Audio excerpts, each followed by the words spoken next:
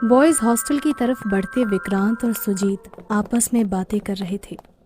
यार, रात बहुत घनी हो गई है और गांव वालों का मानना है कि इन जंगलों में रातों को नहीं चलना चाहिए। यार सुजीत, तू भी कैसी बातें करने लगता है? पढ़ा लिखा होकर अनपढ़ों वाली बात। अनपढ़ों वाला कुछ नहीं होता मेरे दोस्त, ये बातें सच होती हैं। सच में भूत होते हैं और ये बात माननी पड़ेगी। हाँ, तुझे मानना है तो मान। मैं भूतों पर विश्वास नहीं करता, सब मन का वहम है। और अगर ऐसा होता तो बहुत पहले ही यहाँ पर और कुछ हो चुका होता, लेकिन ऐसा कुछ नहीं हुआ है। आज तक ऐसा कुछ भी नहीं हुआ जिससे लगे कि भूत है।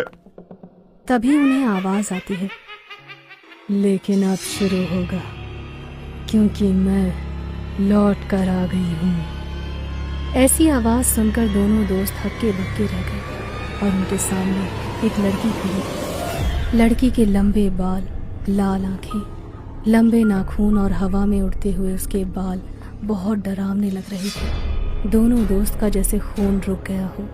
दोनों बहुत चिल्लाए और भागने लगे। फिर अचानक वो दोनों गायब हो गए। किसी को उनके बारे में कुछ पता नहीं चला। फिर बॉयज हॉस्टल में अचानक से हर रात एक लड़का गायब हो रहा था। ऐसे ही अचानक से लड़कों के गायब होने से पूरे बॉयज हॉस्टल में दहशत का माहौल था। तभी रवि हॉस्टल में डिनर करके सब लड़कों के साथ अपने अपने रूम में जाता है। रवि भी अपने रूम में जाकर लेट जाता है। तभी अचानक से उसके दरवाजे पर किसी के खटखटाने की आवाज आती है। रवि उठकर बोलता है, इतनी रात में आखिर कौन आया होगा?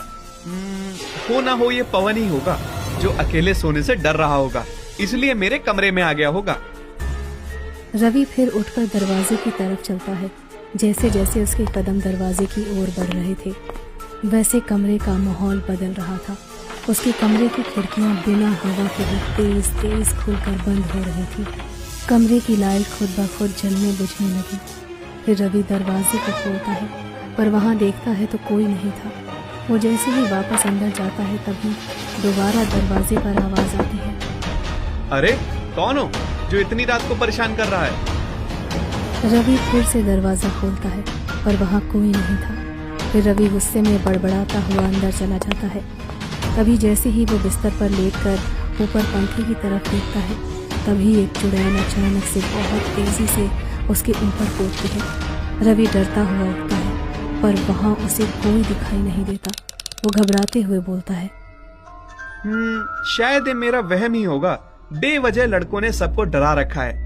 इन लड़कों को तो और कुछ काम ही नहीं है। रवि यह सब बोलकर अपने बेड पर बैठा था, लेकिन उसे एहसास हुआ जैसे वो किसी के ऊपर बैठ गया हो। रवि ने अपने बेड पर देखा, उसकी दोनों तरफ हड्डी वाले हाथ थे। वो चिल्लाकर उठा और पीछे घूमकर देखा, वहां पर एक चुड़ैल बैठी थी जो उसे देखकर हंसने लगी और बोली, आओ मेरे पास आओ, बहुत दिनों बाद तुम लोगों से बदला लेने का मौका मिला है। आखिर मैं अब जाग गई हूँ और वापस आ गई हूँ। रवि डरते हुए बोलता है, कौन हो तुम? क्या चाहती हो? मुझे छोड़ दो। आखिर तुम क्या चाहती हो? मुझे चाहिए तेरी मौत। चुड़ैल अपने लंबे हाथ करते हुए रवि का गला दबा देती है और फिर उसे पंखे से लटका देती है। उसको देखकर ऐसा लगता है जैसे उसने आत्महत्या की हो। रवि की आत्महत्या की खबर पूरे बॉयज हॉस्टल में फैल जाती है। उसी रात पवन पानी पीने के लिए बाहर निकलता है। तभी उसे एहसास होता है जैसे ऊपर दीवार पर कोई चल रहा हो। पवन ऊपर देखता है तो वो देखकर डर जाता है।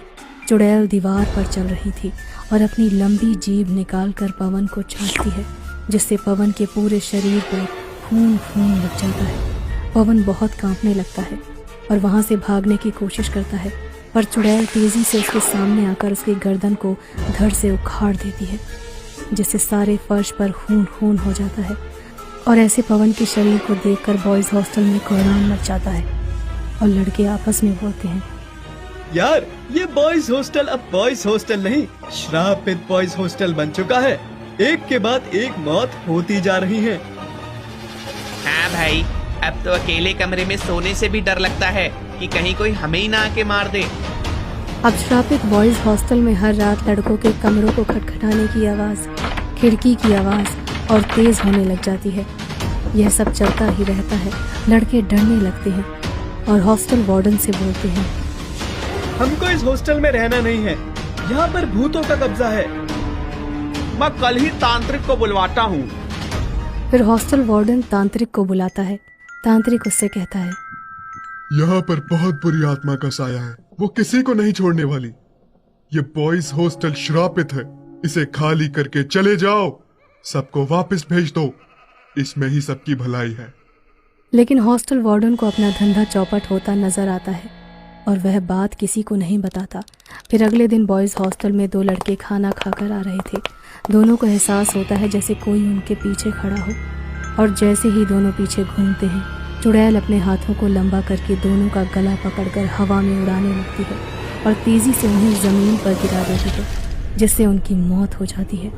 लड़कों की ऐसे मौत होने पर बाकी के लड़के बॉयज हॉस्टल में रात में ही छोड़ने के लिए तैयार हो जाते हैं। लेकिन जैसे ही मेन डोर पर जाते हैं तो खुद ब खुद गेट लॉक हो जाता है और वहां पर खड़ी थी वह चुड़ैल लड़की। कोई नहीं जाएगा, सब के सब मरोगे, जैसे मुझे इस हॉस्टल में मारा गया था। सब इधर उधर चिल्लाते हुए भागने लगते हैं। चुड़ैल एक एक करके सबको मारने लगती है और कुछ ही लड़के हॉस्टल में जिंदा बचते हैं। जैसे ही चुड़ैल उनके पास आती है तभी वहां पर तांत्रिक बाबा आ जाते हैं। रुक जा चुड़ैल, इन बच्चों ने तेरा कुछ नहीं बिगाड़ा है, तेरा गुनहगार यहाँ नहीं है। मुझे इससे मतलब नहीं है कौन मेरा गुनहगार है कौन नहीं।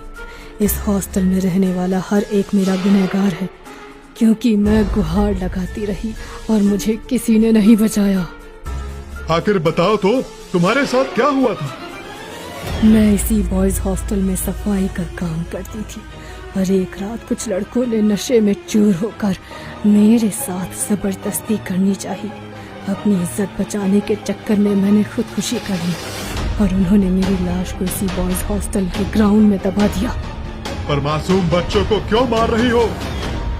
इस बॉयज हॉस्टल में रहने वाला हर इंसान मरेगा। फिर चुड़ैल अपने बालों को लंबा करती है और कुछ लड़कों के गले में फंदे की तरह झुला देती है। तभी तांत्रिक बाबा अपने मंत्र से चुड़ैल को कब्जे में तो कर लेते हैं, लेकिन उसे पूर्ण तरह शांत नहीं कर पाते। फिर वो लड़कों से कहते हैं, इस चुड़ैल को तुम्हारे बॉयज हॉस्टल के ग्राउंड में दफनाया गया था, इसकी लाश को वहां से निकालो और इसका अंतिम संस्कार करो। लड़के जाकर चुड़ैल की लाश को ग्राउंड में खोजते हैं और उसमें से उसका कंकाल निकालकर उसे जलाते हैं। उसके बाद बॉयज हॉस्टल में सब सही हो जाता है और श्रापित बॉयज हॉस्टल का खेल खत्म हो जाता है।